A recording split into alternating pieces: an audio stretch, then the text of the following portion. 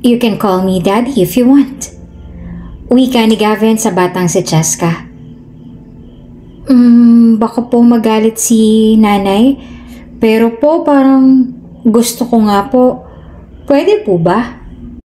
Nahihiya pa ang bata na sumagot sa binatang si Gavin.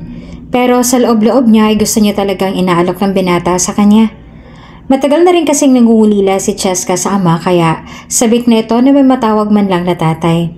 Never pa niya kasing natawag na tatay o papa ang kanyang tunay na ama dahil ang kwento sa kanya ng kanyang ina ay baby pa lamang ito ay namatay na ang kanyang tatay kaya naman ngayon ay nasabik siya sa alok na ito sa kanya ni Gavin. Sa tingin ko naman hindi naman magagalit ang nanay mo. Baka nga matuwa pa siya dahil ngayon ay may tinatawag ka ng tatay. Wika naman ni Gavin. Nako, hindi rin po ako sigurado. Mabait si nanay pero may pagka-ekstrikta po siya.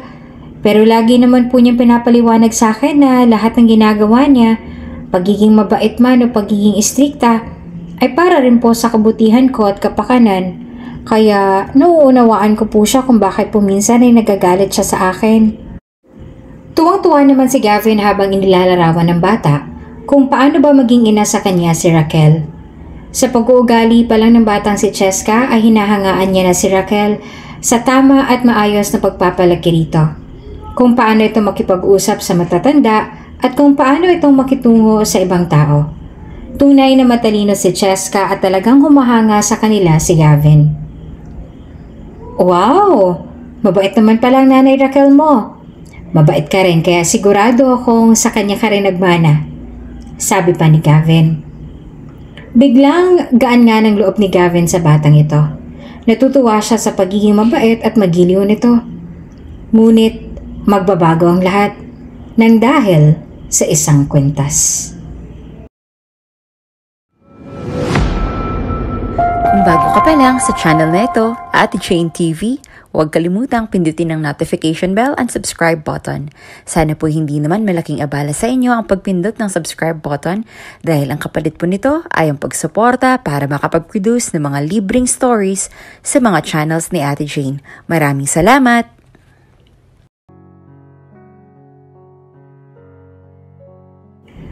Uli lang lubos na si Raquel sa edad na 35 anyos. Walang kapatid at tanging sarili na lamang niya ang inaasahan niya.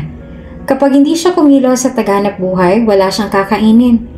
Wala rin naman siyang aasahan sa kanyang mga tiyahin na mataas ang mga tingin sa sarili. Umundad lang ang buhay ay nakalimot na. Akala mo kung mga sino na. Kaya naman hindi na rin nakapagkolehiyo si Raquel dahil mas kailangan niya ng pangsalpak sa kanyang kumakalam na sikmura kaysa mag-aral. Masayahing dalaga si Raquel at kailanman ay hindi pa nagkakanobyo. Maganda ito at talagang makinis. Kung mapupunta nga ito sa isang lugar na wala siyang kakilala, ay aakalain panigurado ng mga yon na isa itong anak mayaman. Marami na siyang naging trabaho at karamihan nga sa ito ay pamamasukan bilang katulong. Masipag si Raquel at talaga namang mapagkakatiwalaan kaya naman nagtagal siya ngayon sa kanyang kasalukuyang trabaho sa isang sikat na kumpanya sa bansa bilang isang janitress. Raquel, magpaumaga ka muna bukas ha, may lalakarin lang ako. Sasamahan ko kasing ipa-check up ang nanay ko sa mata. Baka kailangan ng ipasalamin eh. Wika ni Ate Inday kay Raquel. Si Inday na nga ang nagsisilbing ate ni Raquel sa trabaho. Ito rin ang nag-train sa kanya at nagsilbing taga-advise sa taga-pagtanggol sa lahat ng bagay. Mabait din sa kanya si Ate Inday dahil palibhasa ay nanggaling din sila pareho sa probinsya ng Marinduque. Walang problema Ate Inday, basta ikamusta mo ako sa nanay mo ha. Sabihin mo, dalawin ko ulit siya kapag nakasahod na tayo. Dadalhan ko kamo ulit siya ng biko. Ikinatuwa naman niyon ni Ate Inday dahil sa mabilis na pagsang-ayon ni Raquel. Alam niya rin kasi na talagang hindi siya nito matatanggihan dahil mabilis ding makahingi ng pabor si Raquel sa kanya, lalo pa pagdating sa usapang pinansyal. Isa pa na rin naman ang kanilang turingan kaya naman talagang bigayan lang silang dalawa. Naku, talagang nai-spoil na sa yung nanay ko. Pero matutuwa yun kapag sinabi ko sa kanya. Salamat Raquel ha. Walang anuman Ate Inday. Nakangiting sagot naman ni Raquel sa kanya. Panggabi ngayon si Raquel tapos ay pang umaga siya bukas kaya naman talagang challenge ito sa kanya kung matutulog pa ba siya o kung uuwi pa ba siya. Pwede naman nga siya dong matulog at magpahinga dahil may quarters naman sila doon ng mga janitress. Pero dahil walang damit na pamalit si Raquel, ay napagpasyahan niyo muna umuwi na nga lang at doon na lang magpahinga sa kanilang bahay. Nang sumunod na araw, alas 4 pa lamang ng umaga ay nasa office na si Raquel. Alas 5 kasi ang in nito kaya dapat before 5 ay naroon na siya. Kape na nga lang ang tinira niya bago umalis ang bahay at binalot na lamang ang baong tortang sardinas at kanin sa trabaho para doon na lamang kainin. Maaga pa lang at pinagpawisan na si Raquel dahil sinisimulan niya ng linisin ang kanyang area sa gusaling yon. Doon nga siya naka-assign ngayon sa my ground kaya naman maaga pa lang ay talagang nababanat na ang buto ni Raquel. Sanay naman siya sa mga ganitong gawain dahil ganito rin naman ang trabaho niya dati. Habang naglilinis si Raquel sa may bandang lobby ay isang ingay naman ang pumukaw sa kanyang atensyon. Maaga pa ng mga oras na yon kaya wala pang gasinong ingay. Kaya malinaw na malinaw sa kanya na hindi lang basta ingay ng kung ano ang naririnig niya ngayon. Habang daladalang pamispis ay marahang sinundan ni Raquel ang direksyon kung saan nagmumula ang ingay na yon. Hindi lang basta ingay kundi iyak ng isang sanggol. Sigurado siyang isa yung sanggol. Takot siya sa multo o anumang kababalagan kaya pinagdarasal niya ngayon na sana ay hindi ito isang tiyanak. Habang naglalakad nga siya ay nakahawak siya sa pamispis sa formang akala mo ay papaluin. Doon siya nagtungo sa may malaking halamanan sa labas ng kanilang office. Habang papalapit siya ng papalapit ay palakas naman ng palakas ang iyak ng sanggol. Diyos ko, sana hindi tiyanak. Dalangin na Raquel at sa sobrang bilis ng puso niya dahil sa kaba ay muntik pa niyang masagi ang isang paso ng halaman na nasa harapan niya. Nang ilang tangkal na lamang ang layo niya sa kinaroroonan ng sanggol na iyon ay nagdasal muna siya at nag-antanda. Kumilos na nga siya bago pa siya tuluyan na sikatan ng araw. Nang matunton niya ng sanggol, doon ay unti-unti niya nang ibinaba ang hawak niyang walis tambo at napako ng tingin sa kawawang sanggol na umiyak. May saplot naman ito at nakapalot sa pambahay na kumot. May mga damit din itong kasama at isang malaking bag. Tila maayos na maayos pang ang bata at napakalusog pa ang pangangatawan. Para tumahan ay kinaraganan ni Raquel ang baby at saka nagpalingalinga sa paligid. Nasaan kayang ina nito? Grabe naman, iniwan na lang basta dito ang anak. Kawawa ka naman, baby. Pumasok na kaagad sa isip ni Raquel na isurrender ito sa DSWD o di kaya sa bahay ampunan o saan man pwedeng dalhin ng sanggol. Ngunit nang mapansin nito ang suot na kwintas ng sanggol ay tiningnan niya kagad dito. Pagbukas niya ng kwintas ay may nakasulat doon sa loob na, "Mahalin mo ang anak ko at alagaan. Huwag mo siyang pababayaan." Nang mabasa iyon ni Raquel ay muli niyang iginala ang kanyang mga mata sa buong paligid at nagbaka sakali na baka naroon pa ang ina ng bata. Ngunit ilang minuto na rin ang lumipas ay wala pa. Ngayon, hindi tuloy alam ni Raquel kung ano ba ang kanyang gagawin. Hindi naman siya pwedeng umabsent ngayon dahil wala siyang karelyebo. Isa pa ngayon ipapakilala ang bago nilang CEO kaya hindi siya pwedeng mawala.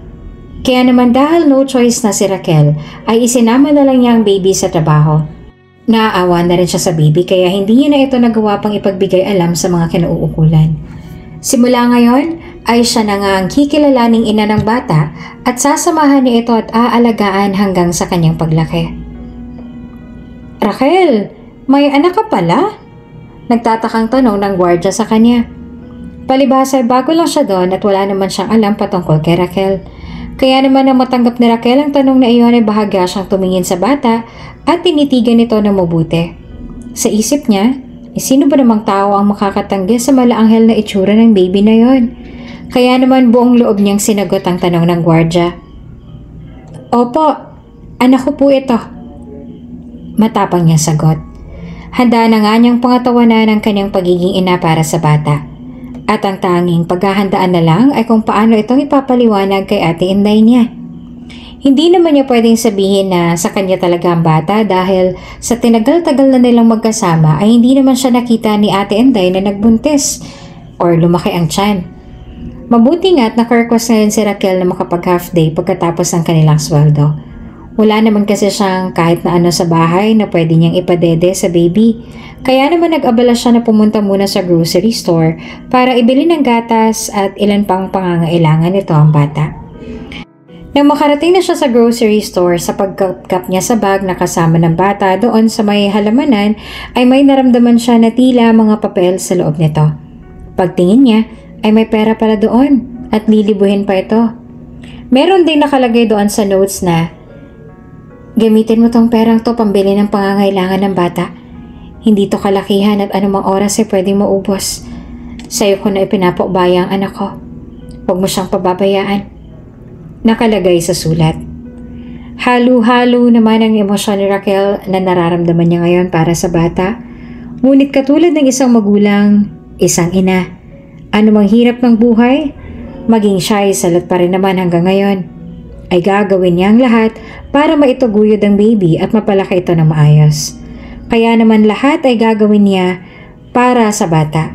Dahil sa isip niya, siguro ay siya talagang nilaan ng Panginoon para maging ina ng bata.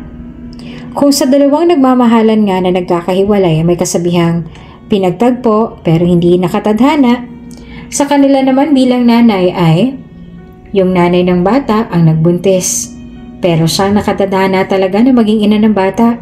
Sa kanya talaga nakalaan ang bata. Kaya sa halip na ma-stress dahil may bago na siyang pagkakagastosan, ay inisip na lang ni Raquel na blessing itong bata at simula ngayon, ang prioridad niya ay mapupunta na sa bata. Ang cute-cute mo naman. Ano kayang ipapangalan ko sa'yo?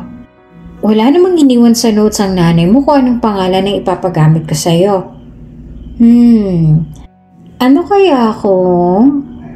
Madeline! Ay, ayoko pala nun. Ano kaya ako? Princess! Ay, ayoko rin pala nun. Sandali namang huminto si Raquel para mag-isip. Alam ko na. Cheska. Cheska na lang ipapangalan ko sa'yo. Nakangiting sabi ni Raquel sa baby. Ang pangalang iyon ang kanyang napili dahil iyon ang pangalan ng kanyang bunsong kapatid na namatay ilang taon na nakakaraan. Iyon ang kanyang pinili para araw-araw niyang maaalala ang kapatid sa katauhan ng baby.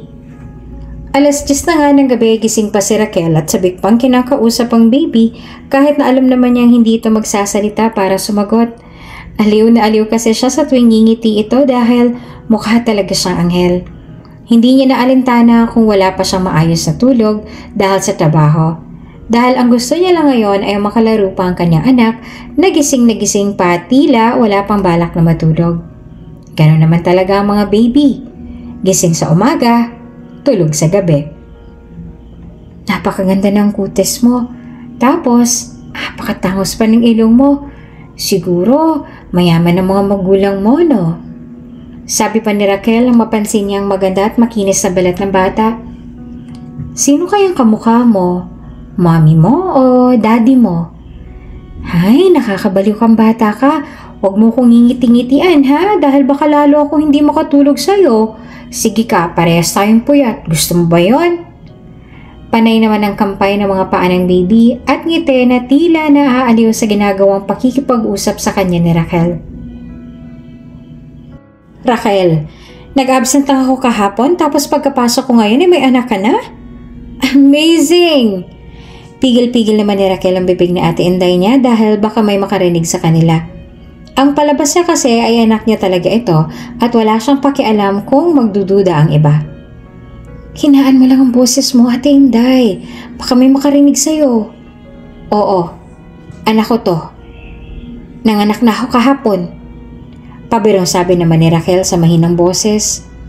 Nang bumalik sila sa normal ay muli nag-usisa si Ate Inday kay Raquel dahil nahihiwagaan talaga siya kung saan galing ang baby na yon. Seryosong usapan. Saan mo ba talaga nakuha ang baby na yon? Tsaka kaninong anak yan? Usisa ni Ate Inday. Hinila niya sa dali si Ate Inday doon sa may locker room at doon nag-usap. Ganito kasi yon, Ate Inday. Kahapon, di ba pang umaga ako? Habang naglilinis ako sa lobby, bigla na lang ako may narinig na unga ng baby. Akala ko pa nga tiyanak dahil sino ba namang mag-aakala na may baby sa paligid ko tapos ang lapit-lapit pa ng boses tapos medyo madilim pa noon dahil maaga akong pumasok. Kaya sinundan ko kung saan nanggagaling ang iyak ng cute na baby na to. Tapos yun nga, doon ko na siya nakita sa may halamanan. Sinubukan kong igala ang mga mata ko dahil sigurado akong nasa paligid pa ang taong nag-iwan sa kanya doon. Pero hindi ko na siya makita. Tapos may sulat at kwentas pa ng bata ang sabi doon, ako na raw ang bahala sa anak niya at huwag ko raw pababayaan. Palakayin ko raw ng maayos at ituring ko ng parang tunay na anak. Naisip ko nung una na dalhin na lang kaya siya sa bahay ampunan o sa DSWD. Pero habang tinititigan ko ang baby Chelsea ko na to, biglang nawala ang konsensya dahil sa akin siya ibinili ng kanyang ina. Kaya yun, ako na ang nanay ng baby na to. Habang nagkukwento si Raquel ay halatang-halata naman sa kanyang itsura ang labis sa galak at pasasalamat na siyang nakatagpo sa batang ito. Hindi rin naman siya mahuhusgahan ni Ate Inday dahil kilala naman niya si Raquel, mabait at may pusong mamon kaya naman alam niyang mapapalaki niya ng maayos ang bata. Salamat sa pinansyal at may magagawa din ng mga paraan, ngunit yung lumaki ang bata sa poder ng isang mabuting tao ay isang malaking tagumpay na yon sa kung sino man ang tunay na magulang ng bata. At sigurado rin si Faye na magiging isang mabuting ina si Rachel kahit pa siya lang mag-isang magtataguyod sa bata. Ganun ba? Kung ganun ay para sa akin? Tama rin naman ang ginawa mo, at least may kikilalanin ng bata na ina. At ikaw yon, Raquel. Sigurado kung lalaki mabuting bata itong si... Ano nga ulit ang pangalan? Cheska, ate. Si baby Cheska dahil mabait din ang kanyang nanay. O basta Raquel ha, ninang ako. Banat pa ni Ate Inday. Bigla naman sila nagtawanan. Aba, syempre naman Ate Inday. Kahit ba magboluntaryo ay ikaw lang talagang kukunin kong nag-iisang ninang ng aking unika iha. Sagot naman ni Ariel. O siya, sige, ganito na lang. Tutulungan na lang kita sa pag-aalaga rito. Kapag nasa labas ka na, ako na muna magbabantay dito kay baby Cheska. Tapos kapag ako naman ang nasa labas, ay ikaw naman dito. Salitan lang tayo. Para naman hindi ka rin mahirapan at para rin hindi nawawala ng kasama dito si baby. Suwestyon ni Ate Inday. Ikinatuwa naman niyo ni Raquel at sa loob-loob niya ay labis siyang nagpapasalamat dahil nagkaroon siya ng kaibigan at kapatid na rin sa katauhan ni Ate Inday. Okay lang yan sa akin, Ate Inday. Salamat po ha. Pasasalamat ni Raquel. Siya nga pala. Akala ko ba magkakaroon na tayo ng bagong acting CEO? Tanong ni Raquel kay Ate Inday. Naudot daw Hindi pa nila nakukumbinse. At kung pumayag man ay hindi rin yun dito mag-oopisina. Doon daw sa main sa Cebu kaya si Boss Espina pa rin ang CEO natin. Sagot naman ni Ate Inday. Tumangutang-u naman si Raquel. Ah, okay. Kaya pala. Matipid niyang sagot. Habang lumilipas ang araw, buwan at taon, ay kasama pa rin lagi ni Raquel si baby Cheska sa kanyang trabaho.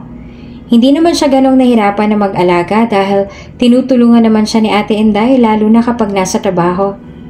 Nang magsimula na makapag-aral si Cheska sa edad na 4 na taon, ay tila ba lagi na lang naiiyak si Raquel sa tuwing ihahatid natin sa paraan tapos susunduin siya sa hapon.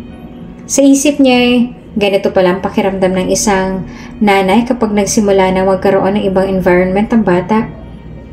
Kapag may iba na ito nakakausap at nakakasalamuha, pakiramdam niya ay minuto niya itong namimiss at tila baka tumbas iyon ng maraming taon na hindi niya nakasama ang bata. Maghapon lang naman yon.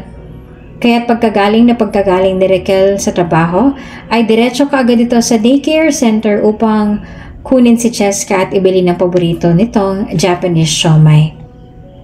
Nang makatuntong si Cheska sa grade school ay sinubukan ni Raquel na i-enroll ang bata sa isang prestiyosong paaralan. Pribado ito at talaga namang mayayaman lamang nakakapag-aral. Pero karamihan din ay mga scholar na nakapasa sa entrance exam at mas mataas na IQ level. Humantong si Raquel sa desisyon na iyon dahil nga naging guro din ni Cheska ang nag-advise at nagsuggest kay Raquel dahil nakitaan nila ng potensyal ang bata. Matalino ito, talagang advanced na ang mga kaalaman, kaya naman sinubukan ni Raquel na pakuhanin ito ng entrance exam sa paaralan na yon at sa kabutihang palad naman ay isang take lang ng bata ay pasado ito kaagad at napakataas pa ng average na nakuha. Kaya naman automatikong scholar na si Cheska ng paaralan na iyon hanggang senior high school at napabilang siya sa isang mga imomonitor ng paaralan para magkaroon naman ng scholarship sa ibang bansa pagtuntong ng kolehiyo.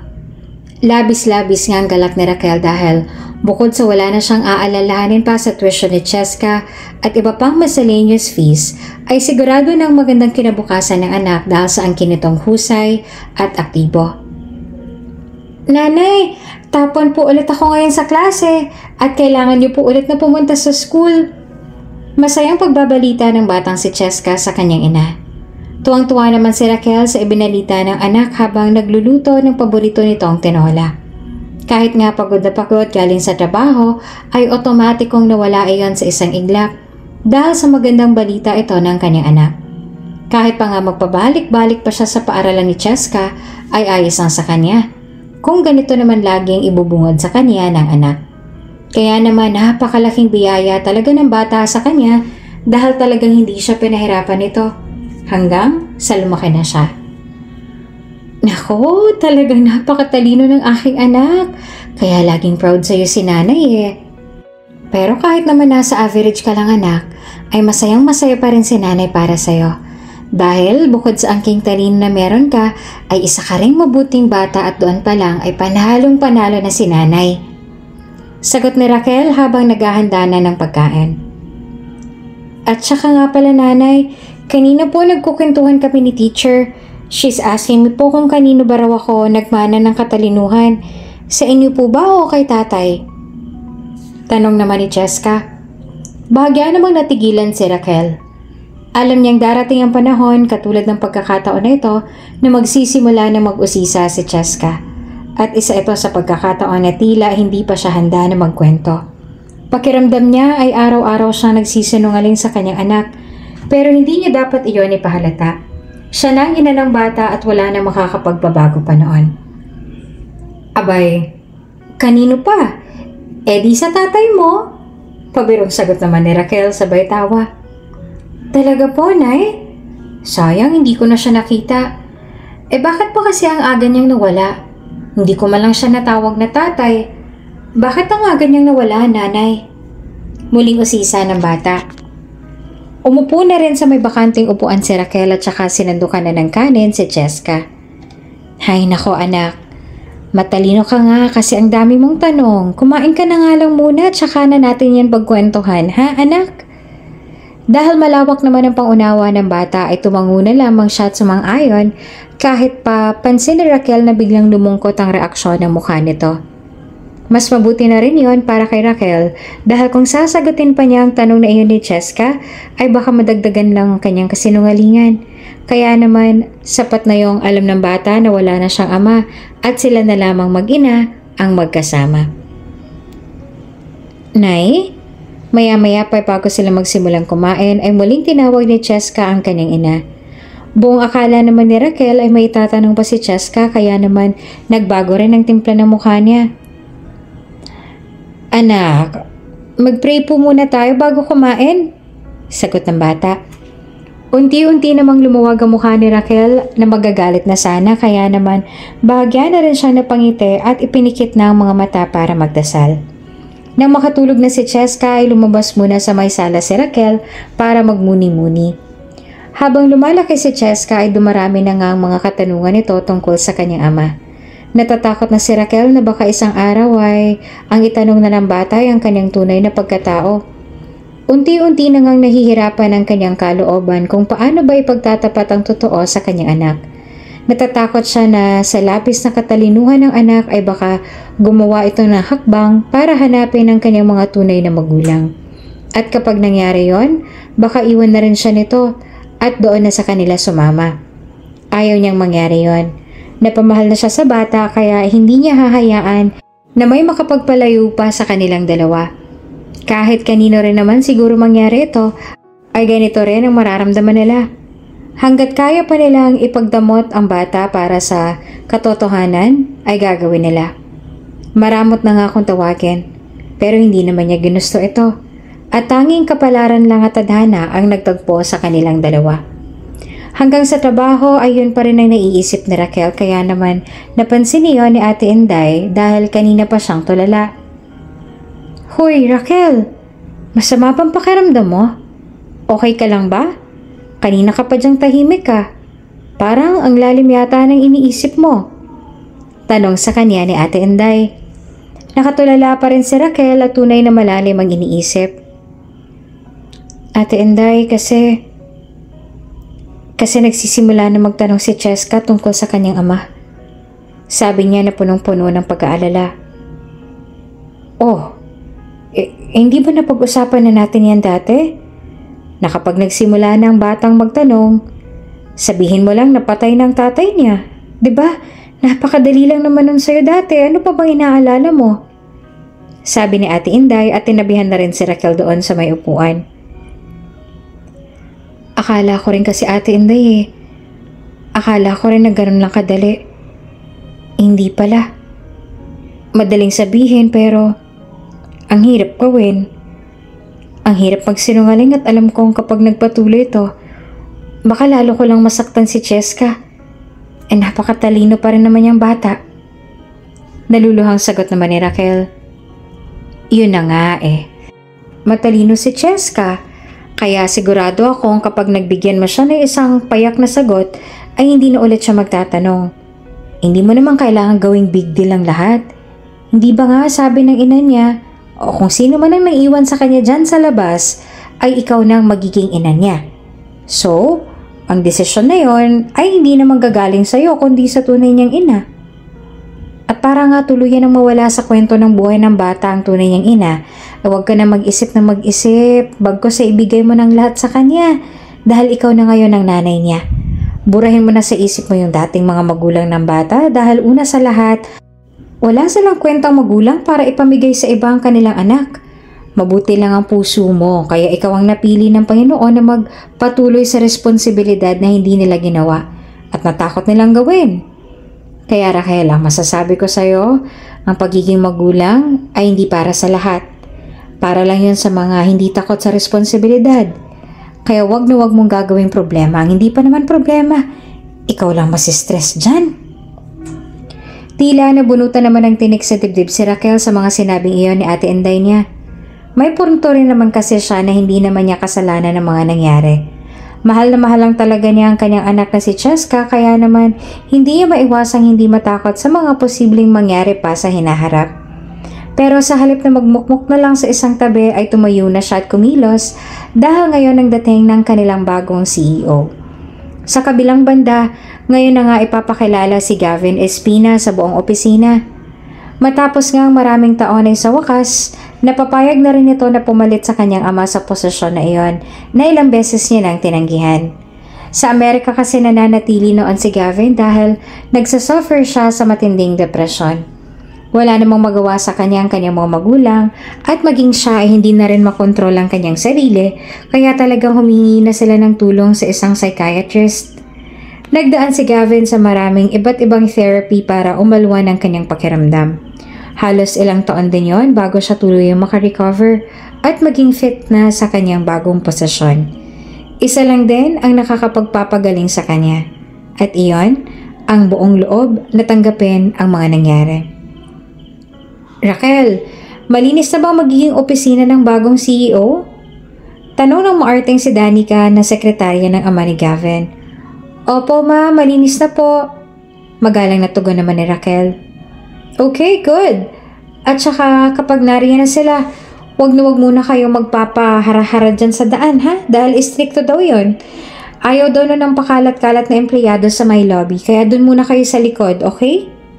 Pahabol pa ni Danica. Opo ma'am, naiintindihan ko po. Katulad ng sinabi ni Danica ay doon na nga lang muna nagstay si Raquel sa may likod tabi lamang ng smoking area.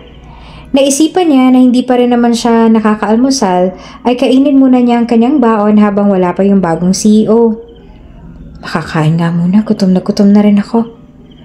Mahinang sabi ni Raquel sa kanyang sarili habang marahang binubuksan ng kanyang baonan na isang clear tub. Maya-maya pa ay napabalikwas na lang siya nang biglang may nagsalita sa kanyang tabi. Parang sarap ng ulam mo sabi pa ng isang lalaki. Nakasuot ang lalaking iyon ng itim na plain t-shirt at nakatuck-in sa itim na slacks. Hindi rin ito pamilyar kay Raquel nang mapalingon siya rito. Anak ng putat! Akala ko kung sino. Pero teka, sino nga ho ba kayo? Nauutal na tanong ni Raquel sa lalaking naninigarilyo habang umuunguya. Hindi mo ba ako kilala? Maaliwalas ang mukha ng lalaking yon na nagtanong. Ibinabasag ni Raquel ang kanyang kinakain sa may pasimano at saka tumayo upang pagmasdan ang mukha ng lalaking iyon upang kilalanin. Ilang sandali niyang binaybay ang mukha ng lalaki nang biglang unti-unting namilog ang kanyang mga mata. Nagtaka rin ang lalaki sa naging reaksyon na iyon ni Raquel at napataas ang kilay dahil isang dangkal na lang ay malapit ng mukha sa kanya ng babae. Maya-maya pa ay nagsalita ng babae. Ian? Nauutal niyang sabi. At animo ay sigurado pa sa kanyang naiisip. Lalo namang napakunot ang noon ng lalaki sa sinabing iyon ni Raquel. Ian? Sinong Ian? Nagtaka niyang tanong. Ian! Ian Veneracion! Ikaw si Ian Veneracion, diba? Naku, napakaswerte ko naman.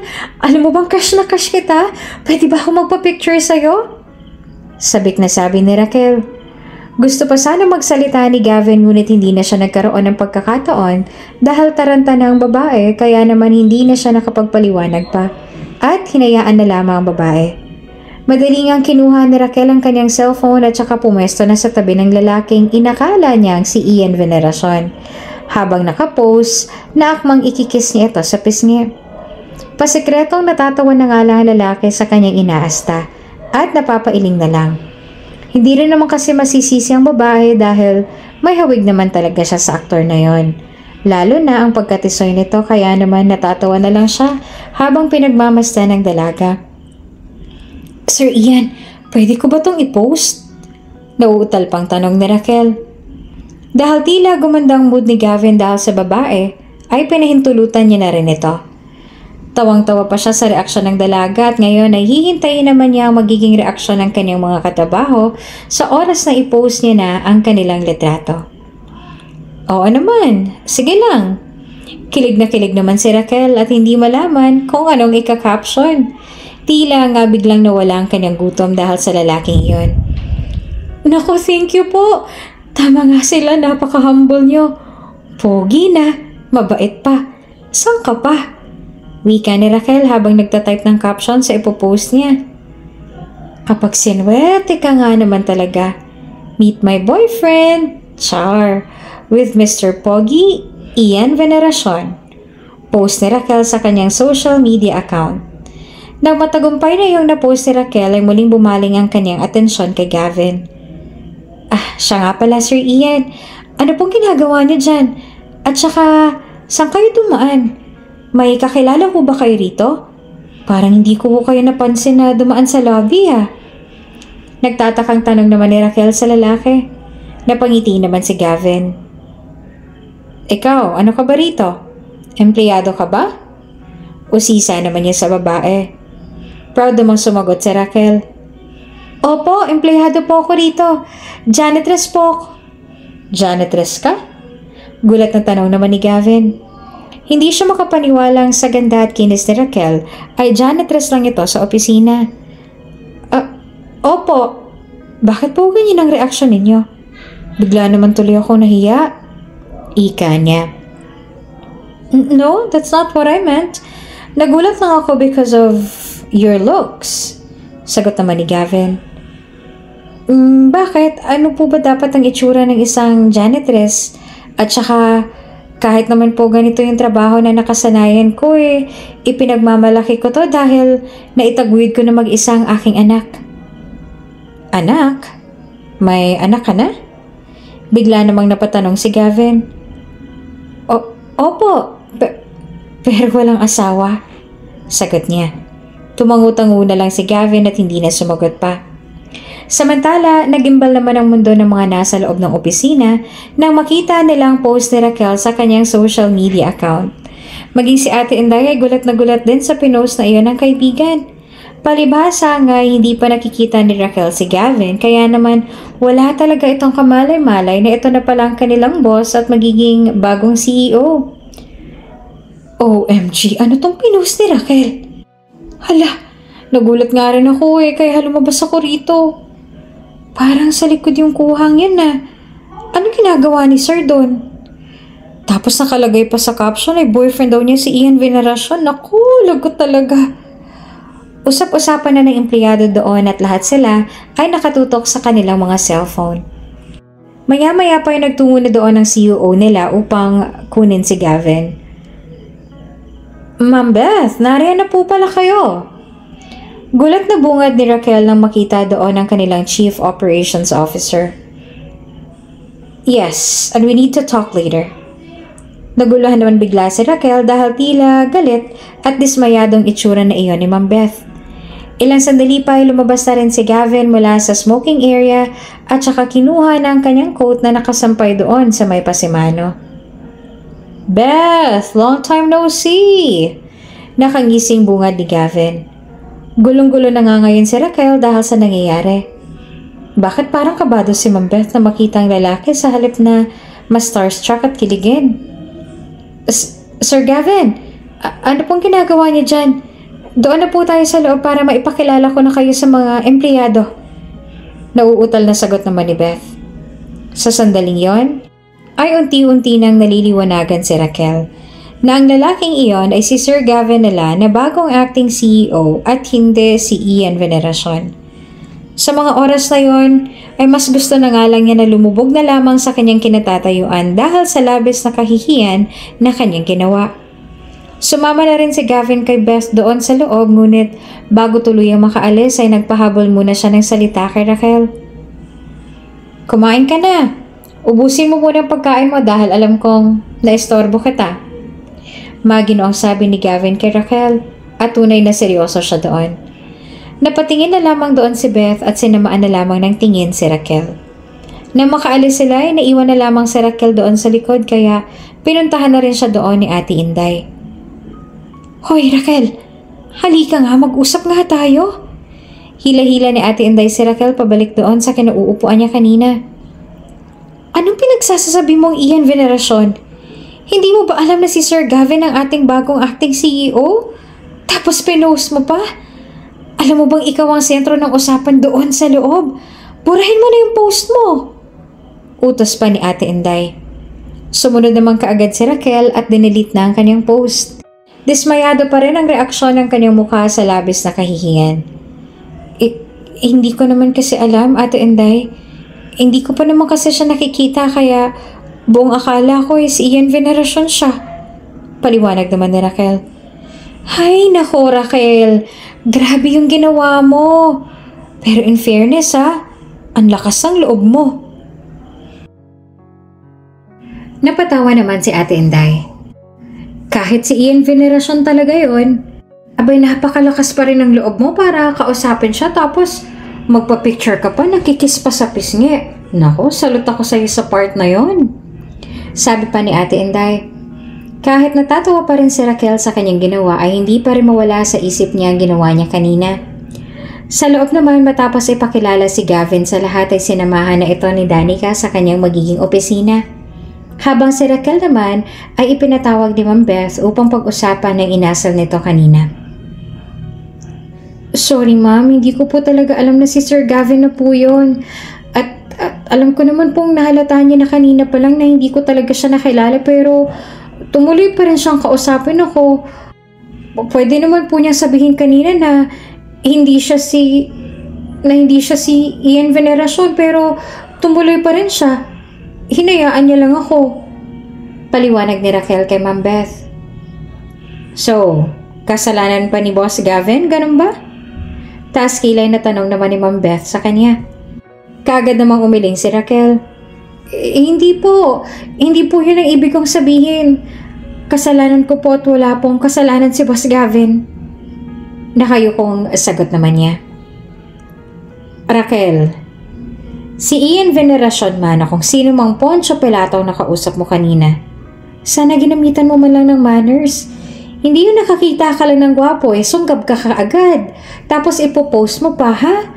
Akala mo siguro ay basang-basta tao lang si Gavin. His family is one of the richest family in Asia kaya ayusin mo yung mga desisyon mo sa buhay. Ayoko nang maulit to, Raquel. And please, ilugar mo ang sarili mo sa opisinang to. Please lang. Inis naman na sabi ni Ma'am Beth kay Raquel. Ramdam na ramdam nga ni Raquel ang galit na iyon ni Ma'am Beth dahil nakakahiya naman talaga ang kanyang inasal na yon kanina. Maya-maya pa'y hindi pa sila tapos mag-usap nang biglang dumating si Danica na isa pang kontrabida sa buhay ni Raquel. Excuse me, Ma'am Beth. Excuse lang po kay Raquel. Raquel, ipagtimpla mo raw si boss ng kape. Utos naman ni Danica. Namilog naman ang mga mata ni Raquel at nagtaka kung bakit kailangang siya pa. Pwede namang si Danica dahil isa rin naman yan sa responsibilidad ng sekretarya. Si Raquel? Si Raquel talaga? Takang tanong ni Ma'am Beth. Nagtaka rin nga ako, Ma'am Pwede namang ako na lang gumawa nun sa kanya pero si Raquel pa rin ang naisip niya. O Raquel, ano pang hinihintay mo dyan? Tumayo ka na at magtimpla ka na ng kape. Masungit na utos ni Danica. Sa isang kumpanya hindi talaga mawawala ang ganitong klaseng mga empleyado na akala mo ay sila nagpapasahod sa mga tauhan na mas mababa ang posisyon sa kanila. Daig pa ang CEO kung mag-utos at magtaray. Bago pa tuluyang mag-init ang ulo ni Danica ay sumunod na kaagad si Raquel. Matapos niya makapagtimpla ay nagtungo siya kaagad sa opisina ni Boss Gavin. Na makarating na siya sa may pintuan ay tila ba may pumipigil sa kanya na huwag nang pumasok. Pakiramdam kasi ni Raquel ay wala siyang mukhang maihaharap kay Boss Gavin niya matapos na ginawa niyang kahihiyan kanina. Ngunit kung magtatagal pa siya doon sa labas ay baka lalo itong magalit kaya kumatok na rin siya bago pumasok. Boss Gavin, ito na po ang kape ninyo. Marahang ipinatong ni Raquel ang tasa ng kape sa gilid ng table ni Boss Gavin. Napatingin naman si Gavin sa kanyang mga kamay na parang nanginginig pa. Thank you, Raquel. Pasasalamat ni Gavin. Tumango na lamang si Raquel ngunit nakatungo pa rin siya at hindi makatingin sa mukha ng lalaki. Lalabas na sana siya ng opisina nang muling nagsalita si Gavin. I guess, mas gwapo naman ako kaysa kay Ian Veneracion? Habang nakatalikod, ay napapikit naman ang mga mata ni Raquel sa sinabing iyon ni Gavin. Kulang na nga lang, ay sampalin niya ang kanyang pisngi dahil nasa isip pa rin pala iyan ng lalaki. Para matapos nga ang nararamdaman niyang yon ay siya na mismong personal na humingi ng paumanin kay Gavin at total sila lang namang dalawa ang nandun sa loob. Matapang at marahan siyang humarap at bumalik sa may harap ng table ng kanyang boss. Boss Gavin, patawarin niyo po ako sa nagawa ko kanina. Hindi ko po alam na kayo po pala yung tinutukoy nila na bagong acting CEO. Patawarin niyo po ako sa kahihiyan na idinulot ko. Sorry po. Buong pusong paumanhin ni Raquel habang nakatungo ang ulo. Nang marinig naman niya ni Gavin ay bigla siyang napatawa. Umihingi ka ng sorry sa ginawa mo kanina? Actually, I had fun. Aliw na aliw ako sa'yo. Okay lang sa akin yun at hindi ako galit. Huwag kang mag-alala, okay? That's too cute to be mad.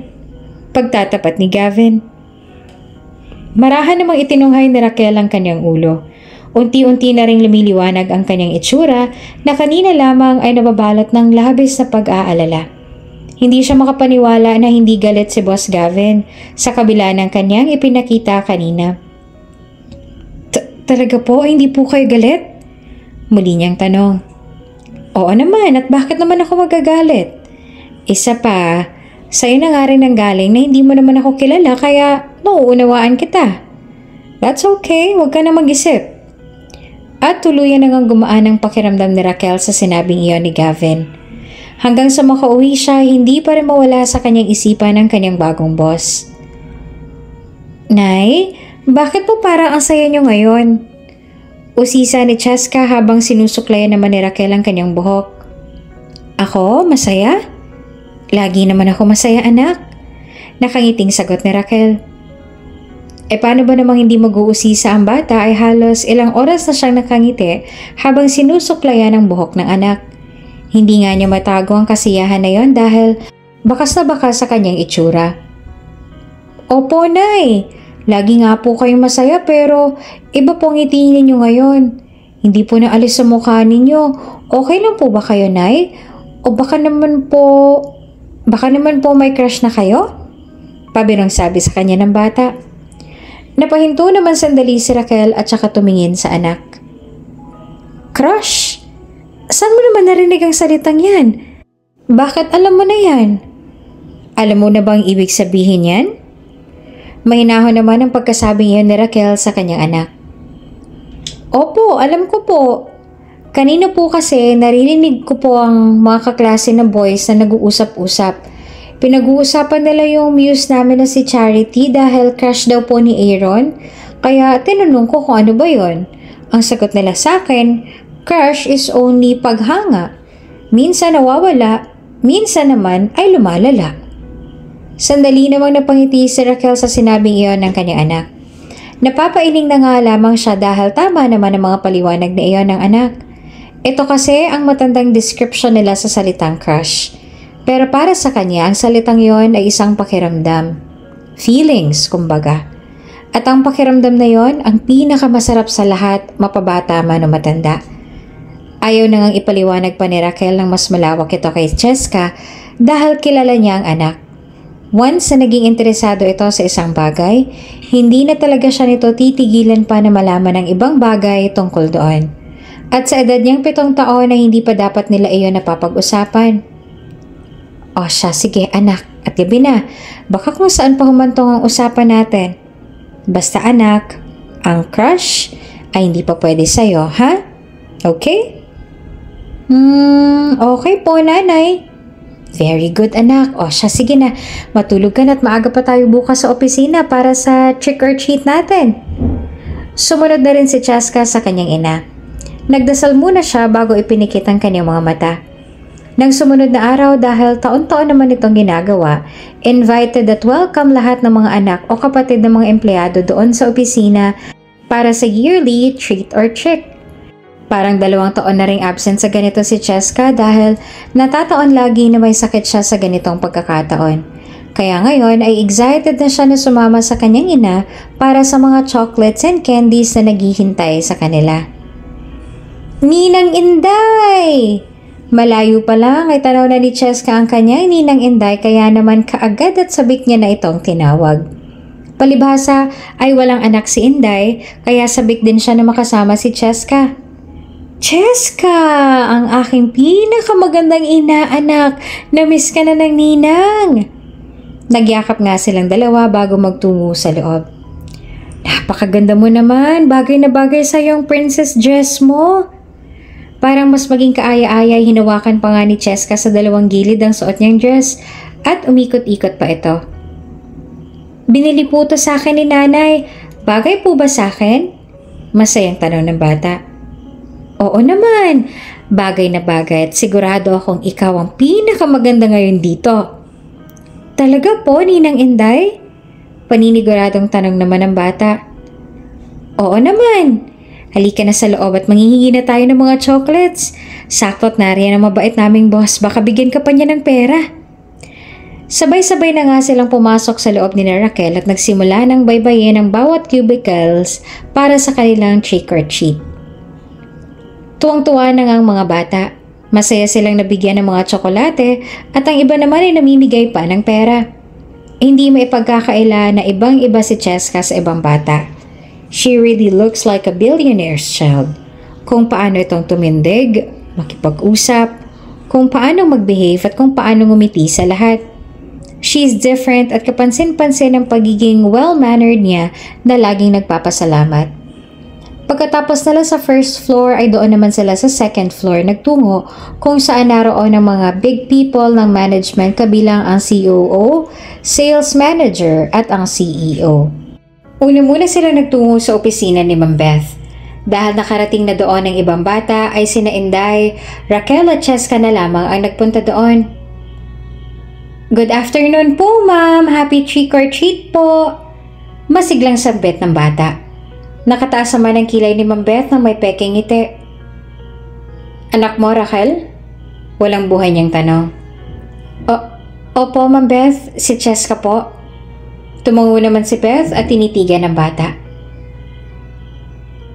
Pero wala naman kasi akong chocolates and candies dito. Pahuli-huli kasi kayo. Sa kabilang office na lang kayo pumunta, ha? Pasensya na." Pagsisinungaling ni Beth tapos ay ngumiti pa ng plastic. Napatingin naman si Ate Inday sa kumpol ng mga chocolates na nasa may bookshelves. Binaliwala na lamang niya iyon at hindi na lamang pinansin. "Okay po, ma'am. Thank you din po. Have a nice day po." Masayang sabi pa rin ni Cheska kahit na walang natanggap mula kay Beth. Kung sa iba-ibang bata iyon ay baka umiyak na sa loob dahil wala na silang natanggap. Pero si Cheska ay tinanggap iyon ng positibo at nagpasalamat pa.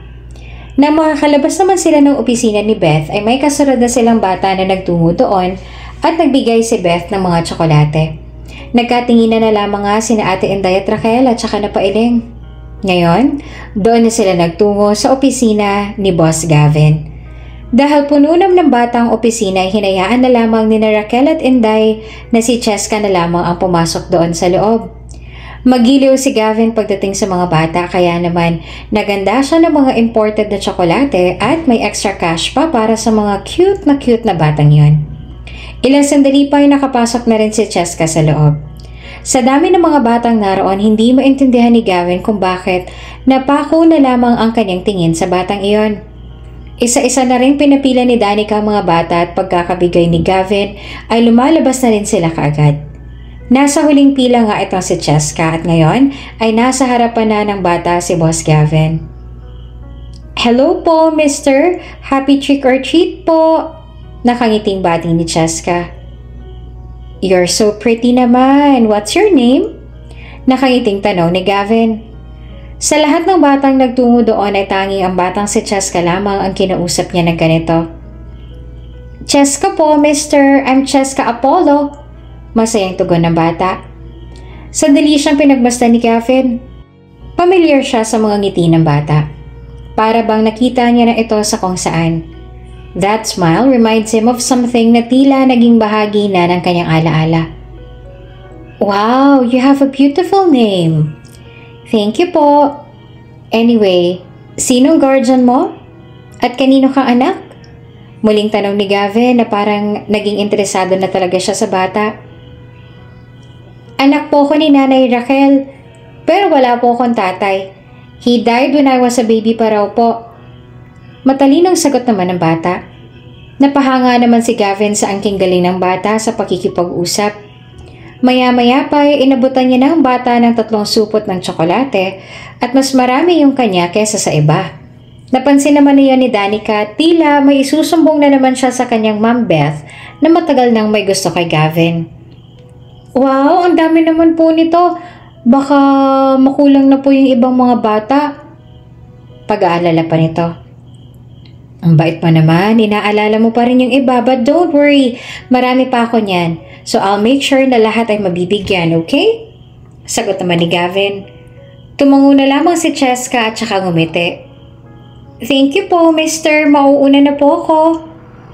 "Ingat ka, little princess." At tuluyan na nga rin lumabas ang bata. Maya-maya pa ay kinausap ni Gavin si Danica na maganda ng food para sa lahat. Dati naman ay wala silang pagganito. Pagkatapos ng kanilang trick or treat ay umaalis na sila pero ngayon ay may pakain pa si boss at siguradong dahil yon sa batang si Cheska. Danica ordered some food. Yung maglalabis para sa lahat at huwag mo munang paalisin ng mga bata. Magpatulong ka kina Beth na i-organize ito at ipaayos ang pantry. This day is for children. Kaya gusto kong umalis sila dito ng labis-labis ang ngiti sa kanilang mga labi. Utos ni Gavin kay Danica. Kaagad namang sumunod si Danica at ang una niyang tinungo ay si Ma'am Beth. "Ma'am Beth," bungad niya. "Oh, Danica, bakit?" tanong naman ni Beth. As per Boss Gavin, tulungan niya raw po ako mag-organize ng simple party for the kids. Nagpapa-order na rin po ako ng pagkain. Sambit ni Danica. Nanlaki naman ang mga mata ni Beth sa sinabing yun ni Danica. Party? Bakit magkakaroon ng party? Utos ni Boss Gavin? Bakit biglaan naman yata? Nagugulahang tanong ni Ma'am Beth. Tumingin muna sa labas si Danica upang siguruduhin na walang ibang makakarinig sa kanila at saka muli nang sinaraduhan ng pinto. I think it's because of that little girl in white dress. Mahinang sagot ni Danica at ang tinutukoy niya ay ang batang si Cheska.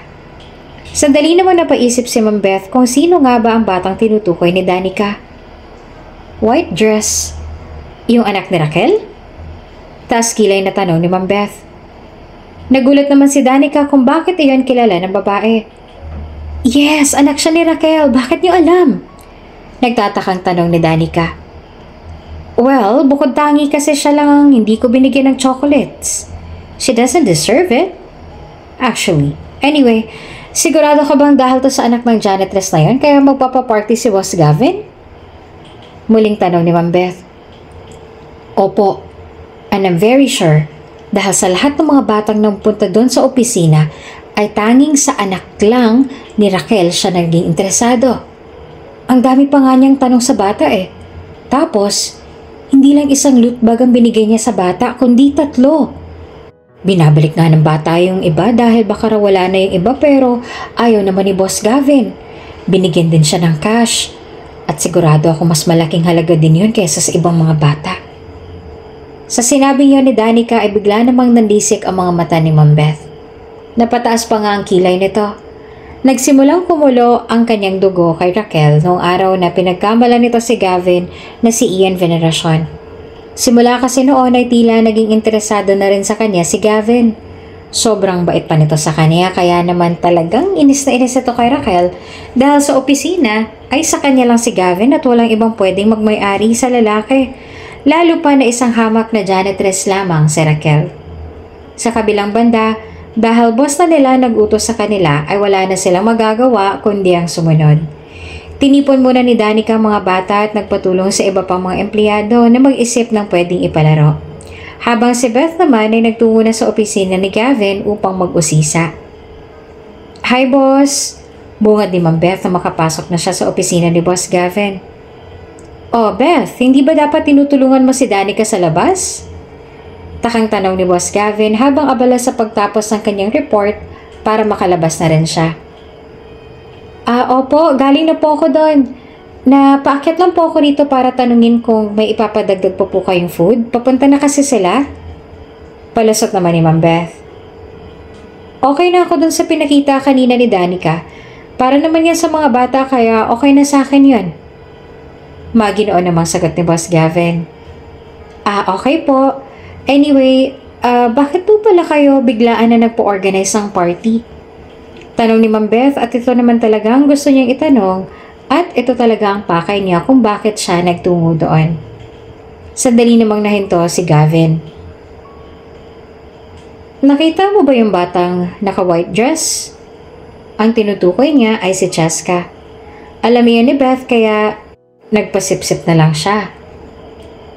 Yung pretty na bata? Yes, tanda ko siya. She's so pretty, right?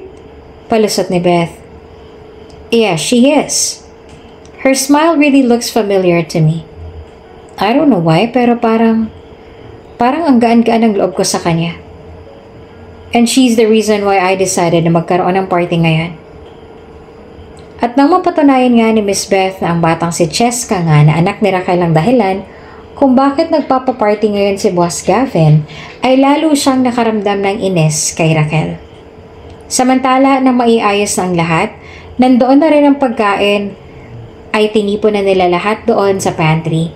Nagparan pa nga si Boss Gavin ng clown at magician para mas matuwa at ma-enjoy naman ng mga bata habang kumakain. Si Beth nang nag-aayos kung saan uupo ang mga bata at halatang inilalayo niya talaga si Cheska sa lahat at pinagmumukhang kawawa. Sinadya niyang kulangan ng mga upuan pambata na kanilang inarkila para si Cheska ang walang maupuan. Sina Raquel naman at Ate Inday ay pinamahala sa mga pagkain kaya naman gustuhin mang asikasuhin ni Raquel ang kanyang anak ay hindi niya magawa. Dahil sinadya rin ni Beth na utusan siya ng sunod-sunod para mawalan ito ng oras kay Cheska. Nang magsimula ng palabas, lahat ng bata maging mga matatanda ay nakaupo na maliban kay Cheska na nakatayo pa rin sa may gilid. Kinausap na rin kasi ni Beth ang mga empleyado na huwag paupuin si Cheska kaya walang magbolontaryo ng upuan sa bata. Nang magtungo na doon si Boss Gavin ay mabilis niyang napansin si Cheska at ito lamang ang nakatayo. Ngunit pagpaganon pa man ay enjoy pa rin ng bata ang palabas at tuwang-tuwa pa nga ito kahit nakatayo lamang. Lumapit naman kaagad si Beth kay Gavin at pilit inaalis ang atensyon sa bata. Boss, doon po tayo. May bakanting upuan doon para sa atin. Pabulong na sabi nito kay Gavin. Wala rin kasi si Raquel doon kaya hindi niya nakita ang sitwasyon ng anak. Inutusan kasi siya na magbilang ng stocks kahit pa ang lahat ay naka-break naman talaga ngayon. May bakante pa palang upuan pero hindi niyo binigyan ng batang yon? Anong klaseng pag-iisip yan, Beth?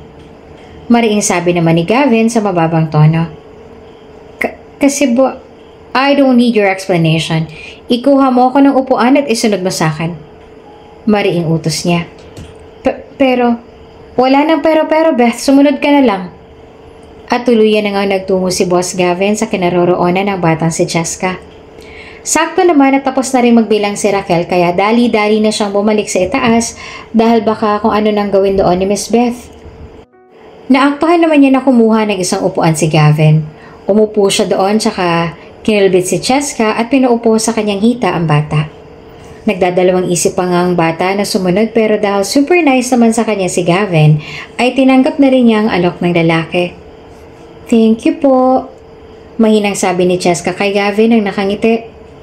You're welcome, young lady. Sige, manood ka na. Pabulong naman na sabi ni Gavin. Bahagya namang napangiti si Raquel dahil mabuti na lang at mabait si Boss Gavin kaya hindi na mukhang kawawa ang kanyang anak.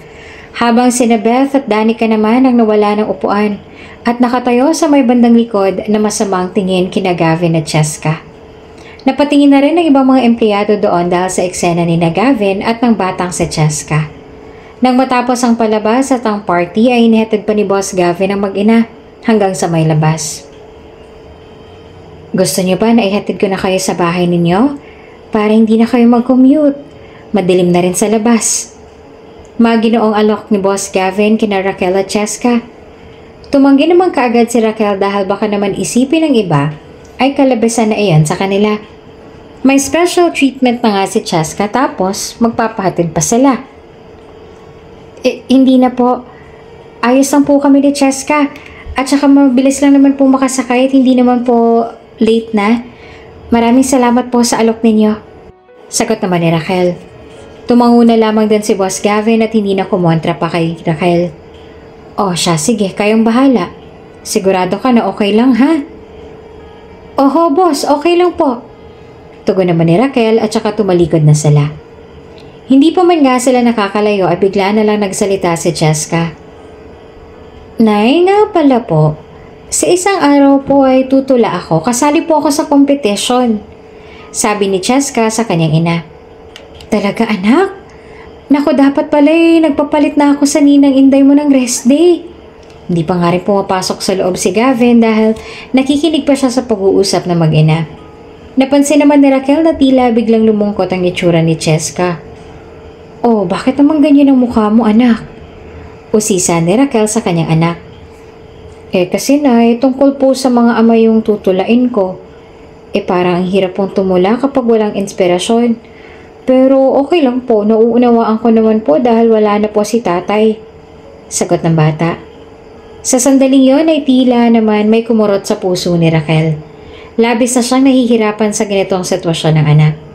Hindi naman niya alam ang tunay na dahilan ng mga tunay nitong mga magulang kung bakit na lang siya inabandona kaya hindi niya rin magawang husgahan ng mga ito kung masama ba talaga sila o mabuti. Kahit pa kasi sabihin na siyang tumatayong ama at ina kay Cheska ay iba pa rin talaga kapag nariyan ang presensya ng bawat isa. Yung may ina at yung may ama. Sa kabilang banda bigla namang umimik sa likod nila si Boss Gavin. Ako! Pwede ako! Matapang niyang sabi. Sabay namang napatingin sa kanyang mag-ina at nagulat na andon pala siya. Boss, nariyan po pala kayo? Nauutal na tanong ni Raquel. Actually, kanina pa. And I heard everything. I love kids, kaya wag niyo sanang masamain kung bakit sobrang gaan ang puso ko kay Cheska. Willing akong umattend that I can be your father. Kahit sa araw lang na yun. Sabi niya pa. Hindi nga alam ni Raquel kung ano bang mararamdaman niya. Tila lalo siyang nahuhulog kay Boss Gavin niya. Tunay na napakabuti ng puso at humble. Napakasaya nga ng puso niya na may mga taong nagmamahal ng tunay sa kanyang anak bukod kay Ate Inday niya. Tatanggi pa sana ulit si Raquel, ngunit biglang nagsalita na ang kanyang anak. Huwag. Okay lang po sa akin, mister. Okay na okay po. Masayang sabi naman ni Cheska. Ikinatuwa naman yun ni Boss Gavin at ikinabahala naman ni Raquel dahil siguradong pagpipiestahan na naman siya ng chismis doon sa opisina. Talaga, Cheska? Oh, paano ba yan, Raquel? Pumayag na si Cheska. Hindi ka pa rin ba papayag? Tanong naman ni Boss Gavin kay Raquel. May magagawa pa nga ba si Raquel kung pumayag ng kanyang anak? Tumango na lamang siya sabay nagbuntong hininga. May magagawa pa ba ako? Tanong niya. Hanggang sa makaalis ang mag-ina, hindi pa rin mawalang mga ngiti sa labi ni Boss Gavin. Maging siya ay bigla na ring naguluhan sa nangyayari sa kanya dahil tila biglang nagbago ang damdamin niya nang makilala niya mag-ina. Bukod sa giliw na giliw siya kay Cheska, ay gumagaan na rin ang kanyang loob sa ina nitong si Raquel. Gusto pa nga niya itong mas makilala pa kaya naman gusto niyang mapalapit sana sa mag-ina. Samantala, sa mansyon naman ni Gavin ay tulala pa rin siya at iniisip pa rin ang mag-inang Raquel at Cheska. Son, you look so happy. May nangyari ba sa opisina? Tanong na kanyang amang si Don Gabriel. Inabutan niya ito ng glass of wine bago sumagot. Yes, I think masaya nga ako. Nagkaroon ng children's party kanina sa office at tuwang-tuwang lahat. Yung ngiti ng mga bata. Hindi mababayaran na patutumbasan. Nakangiti niyang sabi. Yun lang ba talaga? Taas kilay naman na tanong ni Don Gabriel sa anak. Malakas ang pakiramdam niya na may iba pang dahilan si Gavin kaya iyon ang gusto niyang osisain. Mabait naman ang buong pamilya ng Espina at kailanman ay never nilang hinadlangan kung sino ang mamahalin ng kanilang mga anak. Ngunit pagdating ngayon kay Gavin ay tila na trauma na sila. Nagkaroon kasi ito ng kasintahan noon 7 taon na nakakaraan at nahuli niya ito sa aktong may kasiping na ibang lalaki. Ito ang naging dahilan ng depresyon ng binata kaya ipinadala nila ito sa Amerika para sa therapy at mahabang gamutan. Noong panahon din kasing iyon na ikakasal na dapat silang dalawa, ngunit nangyari nga iyon at nahuli niyang nangangaliwa ang dati niyang nobya. Nang makalipad si Gavin sa Amerika ay sinubukan pa rin ng babae na makipagbalikan kay Gavin dahil dinadala raw nito ang kanilang supling sa kanyang sinapupunan. Ngunit hindi na siya pinaniwalaan pa ng mga magulang ni Gavin. Kaya naman binaliwala na lamang nila ang babae hanggang sa siya nang nanawa na mangulit araw-araw. Hindi na nila pinaalam pa kay Gavin ang tungkol sa pagbubuntis ng dating nobya dahil sigurado silang sasaktan lang muli nito ang kanilang anak. At posibleng hindi iyon kay Gavin at gusto lamang ipaako sa binata. Hindi naman sila mapili sa ibigin ng anak, ngunit ngayon ay gusto na lang nilang i-secure na hindi na muling masaktan ng ganong kalala ang kanilang anak na si Gavin. Yes, Dad, bakit? Naninibago ka ba sa akin? Nakangiting tanong ni Gavin sa kanyang ama. Huminga naman ng malalim si Don Gabriel bago sumagot. Bilang ama nga ay alam niyang kung kailan siya masaya at malungkot ang kanyang anak. Batid din niya na matagal na itong naka-move on at ngayon ay fully recovered na talaga siya. Kaya naman romantically, in love na ngayon si Gavin. At susuportahan nilang muli iyon dahil iyon lang din naman ang gusto nila para tuluyan ang makalimutan ni Gavin ang pait ng kahapon. Wala naman, pero kung ano man yan, masaya ako at masaya ka na ulit. Keep it up, ha? At least, ipakilala mo na siya sa akin.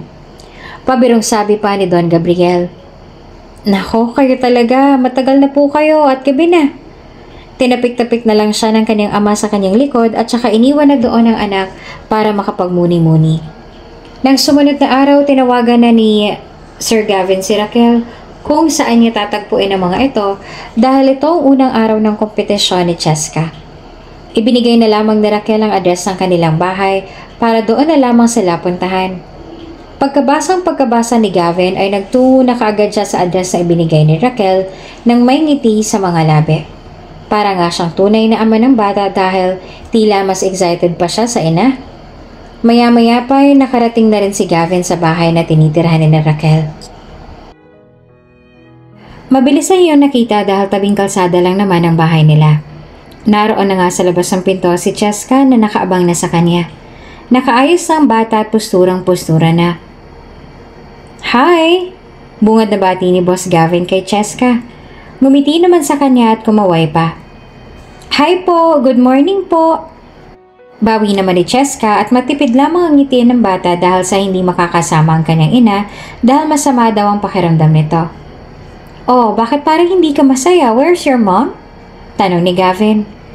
Pinatuloy muna siya ng bata bago ito sumagot. "Pasok po muna kayo. Nasa loob po si nanay. Pasensya na po at maliit lang pong bahay namin." Wika ng bata. Iginala naman ni Boss Gavin ang kanyang mga mata sa kabuuan ng bahay na iyon. Maliit nga pero okay na rin dahil dalawa lang naman silang nakatira doon.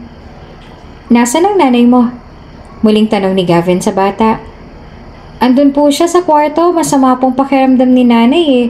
Kagabi pa po siyang nilalagnat. Tara po, kausapin din po niya kayo." Isinama na nga ni Cheska si Boss Gavin doon sa kanilang silid. Doon ay radat na ni Boss Gavin na balot ng kumot ng babae at nang hawakan niya ito ay inaapoy ng lagnat si Raquel. "Oo nga, nakainom na ba siya ng gamot ha, Cheska?" Nag-aalala niyang tanong sa bata. "Opo, napainom ko na po si nanay. Napakain ko na rin po siya." Maya-maya pa ay nagsalita na rin si Raquel. "Boss Gavin, sa inyo ko po muna inahahabilin sana ngayon si Cheska. Hindi ko lang po talaga kayang kumilos. Sobrang sakit po ng katawan ko. Makakaasa ho ba ako?" Sure. Pero paano ka? Ayos ka lang ba talaga? Gusto mo ba papuntahin ko rito si Inday para may kasama ka?" Nag-aalalang tanong naman ni Gavin. Umiling-iling na lang si Raquel dahil baka makaistorbo pa siya kay Inday, kaya tinanggihan na lang niya ang alok na iyon ni Gavin. "Wag na po, boss. Ayos lang po ako. Maya-maya po okay na ako," sabi niya. "Pero hindi ako mapapalagay kapag ganyan ang kalagayan mo. Saglit lang at tatawagan ko si Inday, ha?" Kinuha na ni Gavin ang kanyang cellphone at saka kinontak agad si Danica upang makausap si Ate Inday.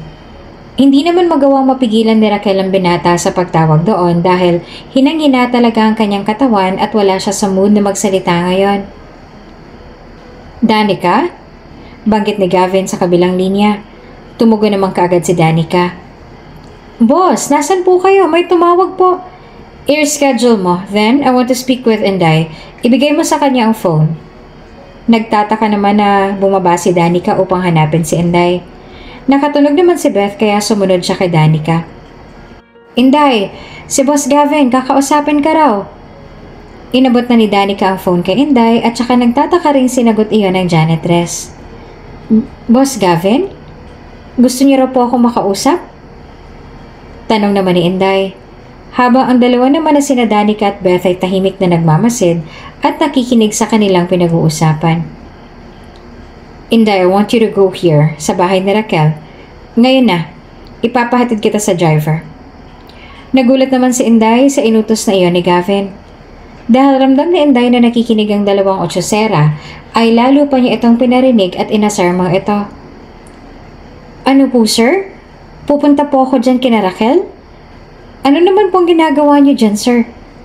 Malakas pang sabi ni Inday para mas marinig ng dalawa. "Basta, pumunta ka na rito, ngayon na." Ibinaba na rin ni Gavin ang phone at ibinalik na rin ni Inday ang phone ni Danica sa kanya. Aalis na sana si Inday patungo sa may parking para magpahatid sa driver nang sandali siyang pigilan ni Beth. "Inday, saan ka pupunta?" Mataray na tanong ni Miss Beth kay Inday. "Pinapupunta po kasi ako ni Sir sa bahay ni Raquel. Hindi ko po alam kung bakit at hindi ko rin po alam kung bakit siya nandun.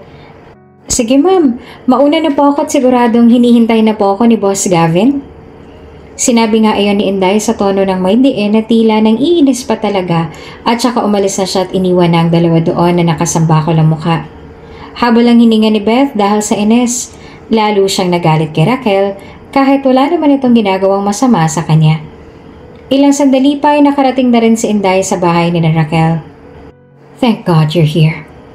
Bungad ni Gavin na tila nabunutan ng tinik sa kanyang dibdib. Ano ho bang nangyari boss? Nasaan po si Raquel? Sunod-sunod na tanong naman ni Inday nang may pag-aalala. She's sick, Inday. Alika, nasa kwarto siya. Dali-daling isinama ni Gavin si Inday doon sa kwarto kung nasaan si Raquel. Here. May event kasi itong si Cheska sa school at kailangan niya ng guardian na makakasama. At dahil hindi makakasama si Raquel, ay ako na lamang sasama. Kaya Inday, I want you to take good care of her. Gusto ko na pagbalik ko ay magaling na siya. Mag-iiwan ako rito ng pera pambili ng gamot at pagkain ninyo ni Raquel para mabilis siyang mabawi ang lakas niya. Inday, make sure na hindi mo siya iiwan, ha? Babalik agad kami ni Cheska. Binaling naman ni Gavin ang kanyang atensyon kay Raquel at saka nilapitan nito. Raquel, andito na si Inday. May makakasama ka na. Don't worry, i-video ko ang performance si Cheska. Huwag mo na siyang alalahanin dahil ako nang bahala sa kanya. Magpagaling ka lang dyan at magpalakas. Ako nang bahala sa bata. Aalis na kami, ha? Inday, please, ikaw nang bahala, ha? Aalis na kami. Sige ho, sir. At umalis na rin sina Cheska at Gavin. Hindi naman malaman ni Inday ang kanyang magiging reaksyon. Sa isip niya may gusto ba siya kay Raquel? Hindi naman siya masisisi kung bakit niya mararamdaman yon dahil sa labis na pag-aalala ni Boss Gavin kay Raquel. Gustong-gusto nga hampasin ni Inday si Raquel dahil sa labis na kakiligan pero naalala niya na may sakit nga pala ito kaya wag na lang. Samantala na makarating na sina Cheska at Gavin ay nagulat naman ang binata dahil ang pribadong eskwelahan na ito ay isa pala sa pagmamay-ari nila. Dito ka nag-aaral? Utal niyang tanong sa bata. Opo, marami nga pong hindi naniniwala sa amin ni nanay kasi wala naman kaming madaming pera para makapag-aral sa ganitong klaseng school. Pero wala man po kaming pera, meron naman po ako nito. Sabay turo ni Cheska sa kanyang ulo. Nagtatakang tugon naman ni Boss Gavin. Nakapag-aral po ako dito dahil isa po ako sa naging scholar ng paaralang to. Sabi po ng mga dati kong teacher sa public school, mas mahahasa raw po ang galing at husay ko sa pag-aaral kung makakapasok po ako rito kaya pinasubok po ako ni nanay na mag-take ng entrance exam. At sa kabutihang palad po ay nakapasa po ako tapos ako pa po ang highest. Ako po may pinakamataas na score na nakuha sa lahat ng nag-take ng exam. At ngayon po ay isa na po ako sa minomonitor ng school para magtuloy-tuloy ang scholarship sa ibang bansa kapag tumuntong na po ako ng kolehiyo. At kapag nangyari po yon, mabibigyan ko na si nanay ng magandang buhay at masusuklian ko na rin yung mga sakripisyo niya sa akin. Para talaga po kay nanay to kaya lagi ko pong ginagalingan sa school. Habang nagkukwento ang bata, hindi naman namamalaya ni Gavin na napapaluha na pala siya. Dalang-dala siya sa mga sinabi ni Cheska at sobrang pagka-proud niya sa bata. Mas lalo niyang gustong mapalapit sa mag-ina dahil tunay na napalaki nga ng maayos ni Raquel ang batang si Cheska. Oh, wala akong masabi. You're so blessed, Cheska. And I'm very proud of you. Siguro kung nabubuhay pa ang tatay mo ngayon, naku, baka nagtatatalo na yun sa labas dahil sa sobra siyang proud sa'yo. Grabe, wala akong masabi. Sorry for my tears. It's only, tears of joy. I'm so proud of you. Pwede ba kitang mayakap? Lakas loob na tanong ni Boss Gavin. Hindi naman nagpakita ang bata ng pagtutol bagkos ay pinagbigyan na ang binata. Oo naman po. At doon ay nagyakap na silang dalawa. Hindi naman malaman ni Gavin kung bakit biglang bumilis ang tibok ng kanyang puso nang magkayakap sila ng bata. Halo-halo na nga ang kanyang emosyon sa mga oras na to. Magkahalong saya at lungkot. Hindi niya alam kung bakit may lungkot pero sa pagkakataong ito ay mas lamang ang saya. Parang gusto niyang lagi na lamang kasamang mag-ina sa hindi malaman-laman na dahilan. Simula nang matagumpay na nakatula ang bata sa harapan hanggang sa matapos ay hindi pa rin naaalis ang paningin ni Gavin kay Cheska. Halos sumigaw na nga siya sa loob ng gymnasium para maipakita ang suporta sa bata. Napapatingin na nga lang sa kanyang iba dahil alam nilang ito ang anak ng may-ari ng paaralan na yon, ngunit nagtataka sila kung bakit gano'n na lamang ang kanyang suporta sa bata na si Cheska. "Ang galing mo, anak," malakas na sabi ni Gavin kay Cheska. Tuwang-tuwa naman ang bata nang sandaling mapatigil ng tawagin siyang anak ni Gavin. "Anak?" takang tanong ng bata. Lumuhod sandali si Gavin upang mapantayan si Cheska. "You can call me Daddy o Tatay if you want," wika ni Gavin sa batang si Cheska. Baka po magalit si nanay pero parang gusto ko nga po. Pwede po ba?" Nahihiya pa nga ang bata na sumagot sa binatang si Gavin. Pero sa loob-loob niya ay gusto niya talagang inalok ng binata sa kanya. Matagal na rin kasing nangungulila si Cheska sa ama kaya naman sabik na ito na may matawag man lang na tatay. Never pa niya kasing natawag na tatay o papa ang kanyang tunay na ama dahil ang kwento sa kanya ng kanyang ina ay baby pa lang ito ay namatay na ang kanyang tatay kaya naman ngayon ay nasasabik siya sa alok na ito sa kanya ni Gavin. Sa tingin ko naman ay hindi naman magagalit ang nanay mo. Baka nga matuwa pa siya dahil ngayon na may tinatawag ka ng tatay. Wika naman ni Gavin. Naku, hindi rin po ako sigurado. Mabait si nanay pero may pagka-istrikta po siya. Pero lagi naman po niyang pinapaliwanag sa akin na lahat ay ginagawa niya. Pagiging mabait man o pagiging strikta ay para rin po sa kabutihan ko at kapakanan ko. Kaya nauunawaan ko rin po siya kung bakit po minsan ay nagagalit siya sa akin. Tuwang-tuwa naman si Gavin habang inilalarawan ng bata kung paano ba maging ina sa kanya si Raquel. Sa pag-uugali pa lang ng batang si Cheska ay hinahangaan na niya si Raquel sa tama at maayos na pagpapalaki nito. Kung paano ito makipag-usap sa matanda at kung paano ito makitungo sa ibang tao. Tunay na matalino si Cheska, talagang humahanga sa kanila si Gavin. Wow, mabait naman pala ang nanay Raquel mo. Mabait ka rin.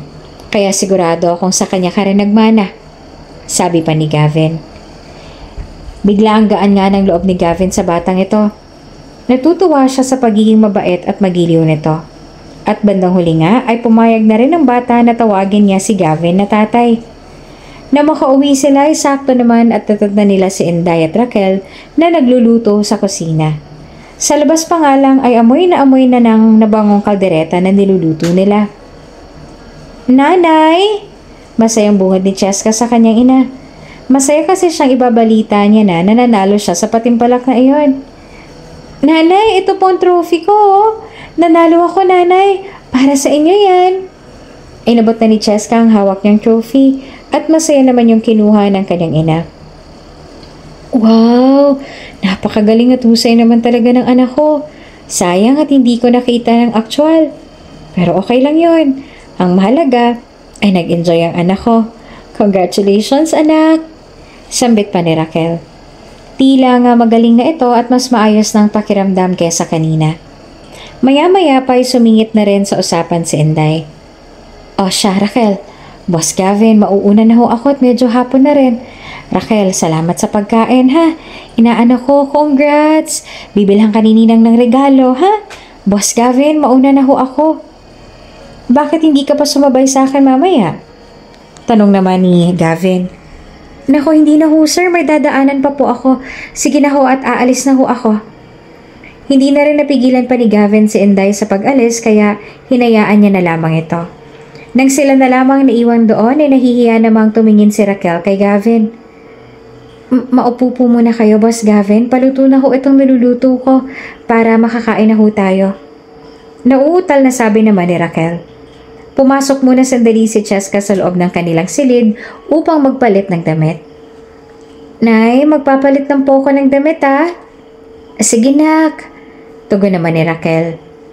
Tila nagpapakiramdaman pa ang dalawa kung sino una magsasalita. "Sa Western pala nag-aaral si Cheska?" tanong ni Boss Gavin. Wala na kasi siyang ibang matanong kaya iyon na lamang naisip niya. Opo. Napakatalino po kasi ng batang yan. Sagot naman ni Raquel. Kumuha na rin siya ng plato at kubyertos at saka inilapag na sa may hapagkainan. Oo nga, nakwento niya sa akin kanina. Alam mo bang, sandali namang napahinto si Gavin. Huminga muna ng malalim at saka nagpatuloy. Alam mo bang pamilya namin ang may-ari ng Western? Halos mabasag ni Raquel ang basong hawak niya sa naging revelasyon ni Gavin. Hindi siya makapaniwalang sila palang may-ari noon. Talaga po? Abay, coincidence po talaga, no? Sambit ni Raquel. Oo nga eh. Para bang pilit na pinapaliit sa atin ang mundo. Nakaka-proud ang anak mo.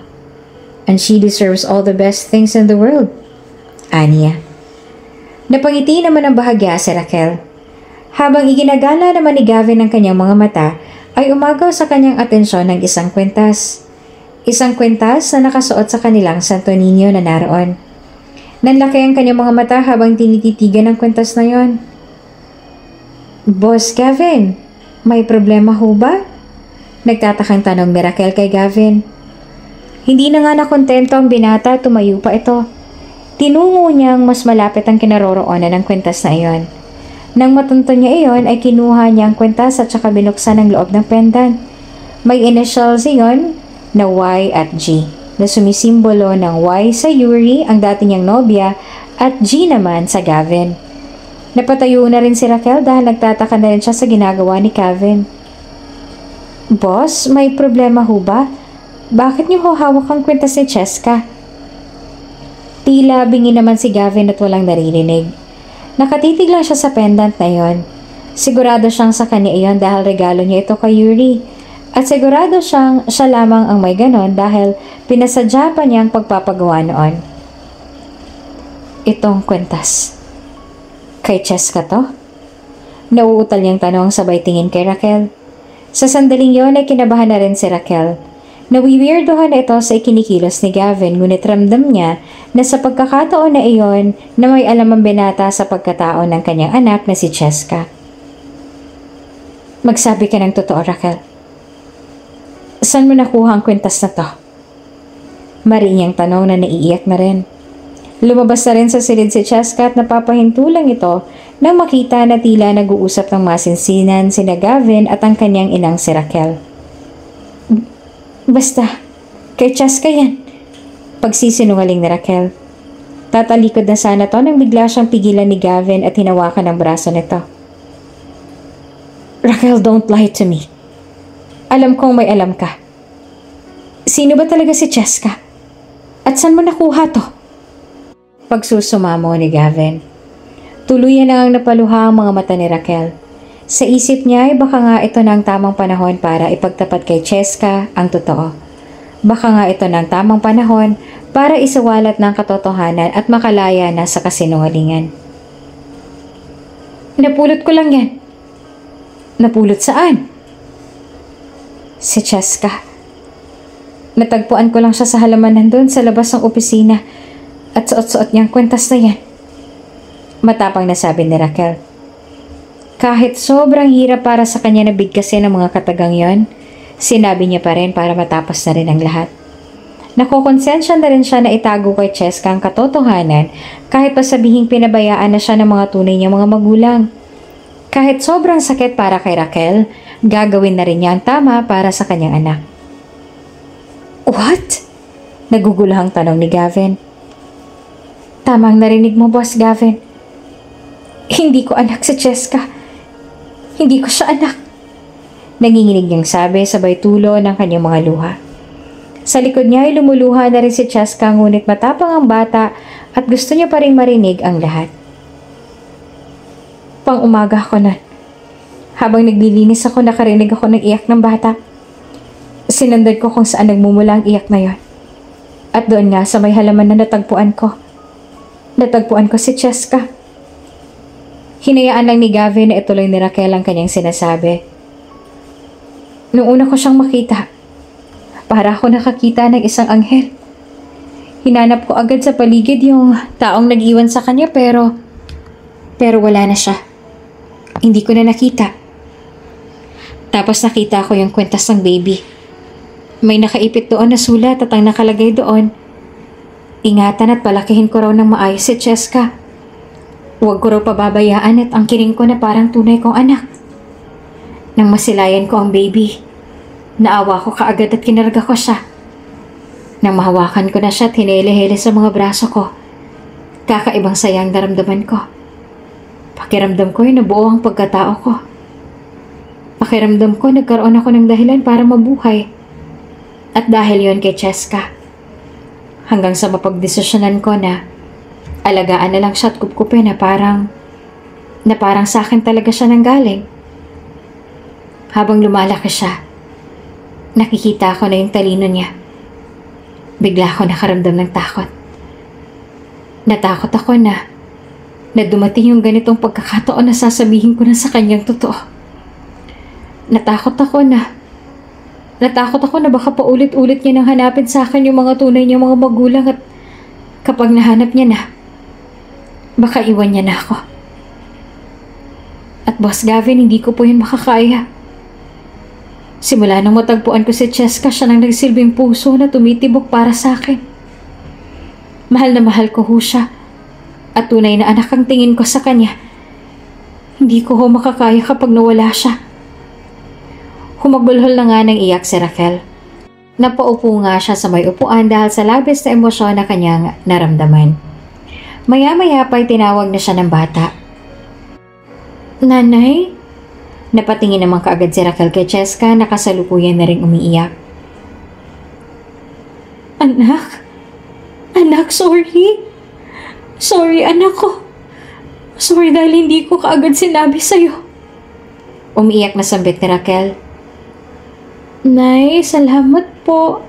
Salamat po dahil inalagaan niyo ako.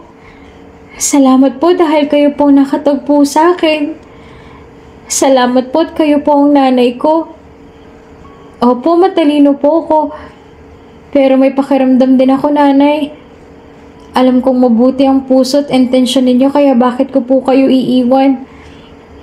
Hanggang sa pagtanda ko kapag nakapagtapos na ako ng pag-aaral, kapag nakapagkolehiyo na ako sa ibang bansa, sa'yo ko pa rin po iaalay ang tagumpay ko, nanay. Hindi man ikaw ang nagluwal sa akin pero hinigitan mo yung pagiging nanay ng tunay kong ina. Mahal na mahal kita, nanay. Sa sandaling yon ay niyakap na rin ni Raquel ang kanyang anak at doon ay patuloy silang nag-iyakan. Raquel, gusto kong ipa-DNA test si Cheska. Sambit naman ni Gavin. Itong kwentas na to. Binigay ko to sa dati kong nobya. At sigurado akong ako lang meron nito dahil sa initials namin na nakaukit dito. Posibleng bago kami maghiwalay nabuntis ko siya. At posibleng ang taong nag-iwan kay Cheska sa may halamanan ay ang aking dating nobya na nanay niya. Posibleng ako ang ama ni Cheska.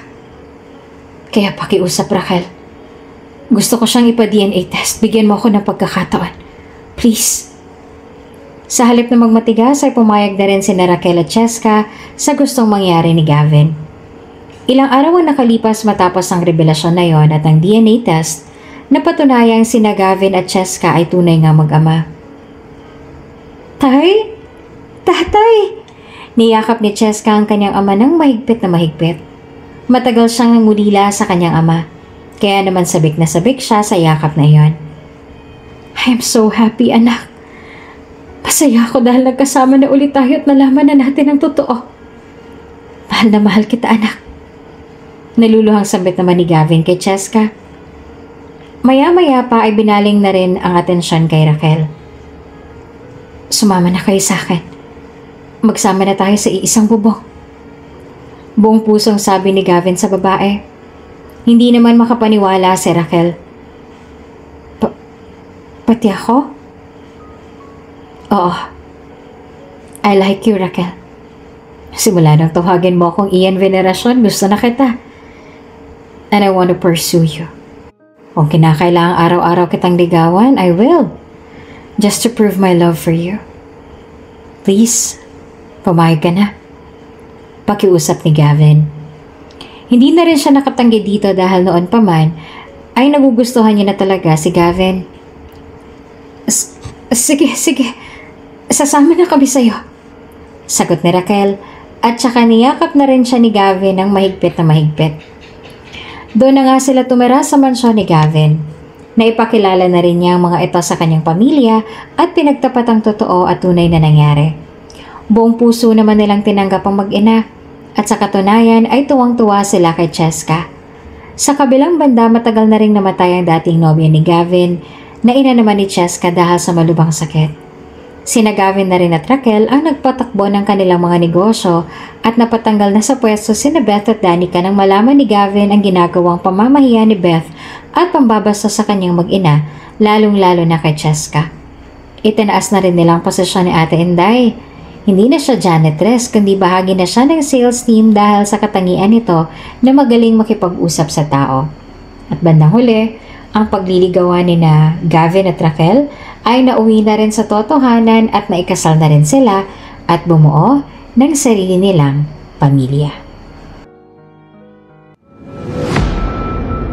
Kung bago ka pa lang sa channel na ito, Ate Jane TV, huwag kalimutang pindutin ang notification bell and subscribe button.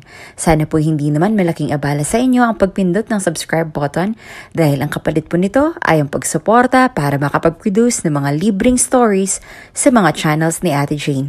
Maraming salamat!